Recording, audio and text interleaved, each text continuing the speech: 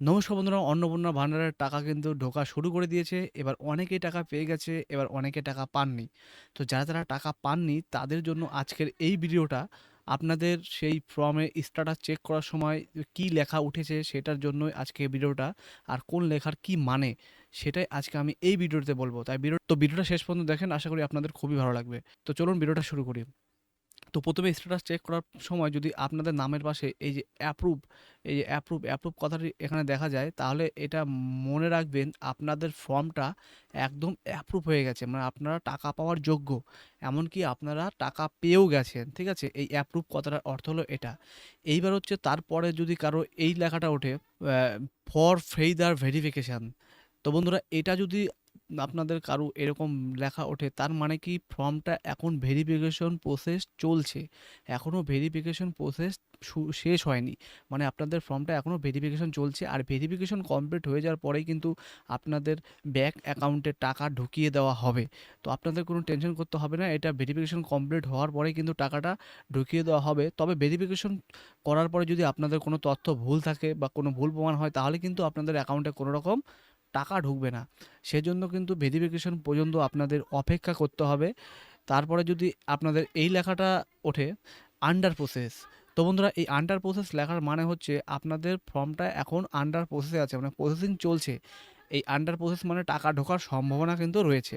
তো বন্ধুরা, এই লেখাটা যদি কারোর উঠে থাকে তাহলে কিন্তু আপনাদের টাকা ঢোকার সম্ভাবনা রয়েছে। এই আন্ডার প্রসেসটা লেখা কমপ্লিট হয়ে যাওয়ার পরে আপনাদের ব্যাঙ্ক অ্যাকাউন্টে টাকা ঢুকিয়ে দেওয়া হবে।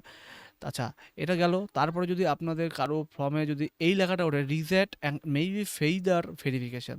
তো এইটা যদি ওঠে তাহলে মনে রাখবেন আপনাদের ফর্মটা রিজেক্ট করে দেওয়া হয়েছে। কারণ আপনারা যদি অন্নপূর্ণা ভান্ডারের যেসব শর্তগুলো ছিল সেগুলো যদি না মেনে ফর্ম জমা দেন, তাহলে কিন্তু আপনাদের ফর্মটা এইভাবে রিজেক্ট করে দেওয়া হবে। আর আপনাদের এইরকমই একটা লেখা উঠবে। এর মানে আপনারা কোনো রকম টাকা কিন্তু পাবেন না।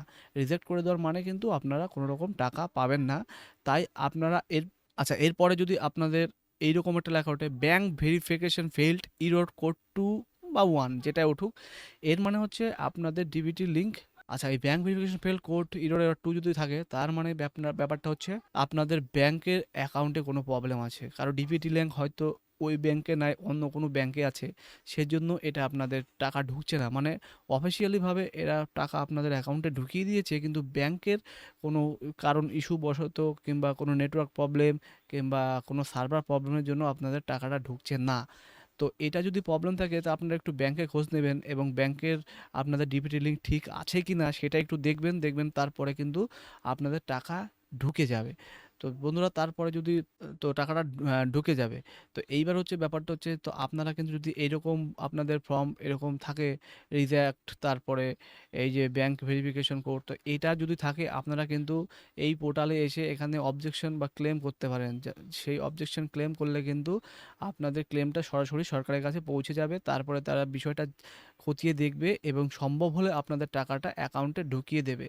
তো বন্ধুরা, এই ভিডিওটা এই পর্যন্তই। আর যদি আপনারা এর পরবর্তী ভিডিও চান যে অবজেকশন ক্লেম কিভাবে করতে হয় একদম শেষ থেকে প্রথম থেকে শেষ পর্যন্ত, তাহলে এরপরে একটা নতুন ভিডিও নিয়ে আসবো। তো আপনারা যদি এরকম ভিডিও চান তাহলে কিন্তু কমেন্টে অবশ্যই জানাতে পারেন। আমি আপনাদের জন্য নতুন করে একটা ভিডিও নিয়ে আসবো। তো ভিডিওটি যদি ভালো লাগে অবশ্যই লাইক, কমেন্ট, শেয়ার করবেন। আর চ্যানেলে নতুন হলে চ্যানেলটিকে সাবস্ক্রাইব করবেন। আজকের মতো এই পর্যন্তই। বাই।